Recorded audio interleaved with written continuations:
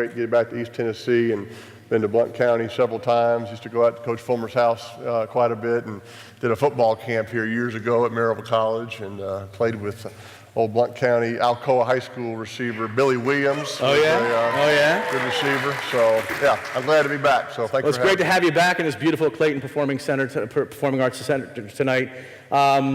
So it's not. I guess we really don't see you much anymore. You've been doing anything since retirement? I mean, we don't. Really, just selling insurance. I'm in a band now.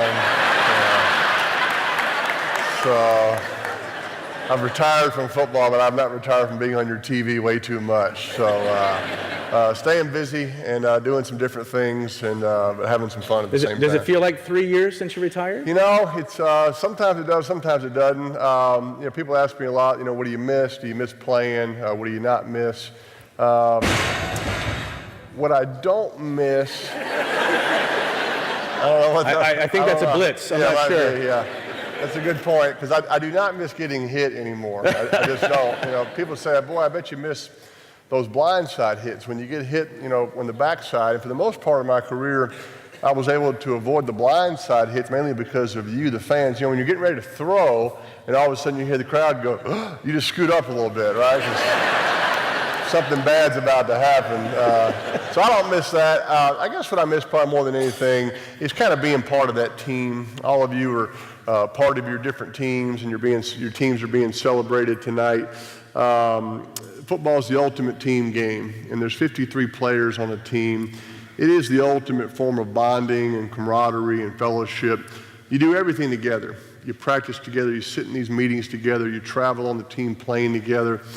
I miss the plane rides with my teammates after a win, especially. The adrenaline and the emotion of being after a hard-fought win. My coaches always encourage us to celebrate after a win, because on Monday you got to start all over. And when you played out of town, that celebration started on the road. And the next time you're on a commercial flight and the flight attendant says this plane cannot take off till everyone is seated and your cell phones are turned off, that is just not true. Because after an NFL game, everybody's standing up, they're on their phones, they're high-fiving and hugging, and that plane takes off just fine. So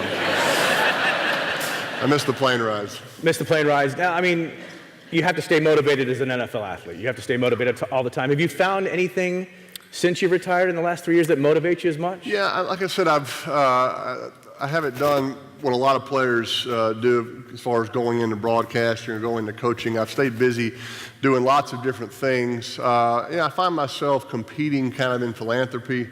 I've had a chance to get even more involved. I know we're going to talk about it a little bit later, but in some of the charity initiatives and trying to raise more money for these causes than we raised last year. So, but I don't miss, being out there on that field per se, because I got to do it for a long time.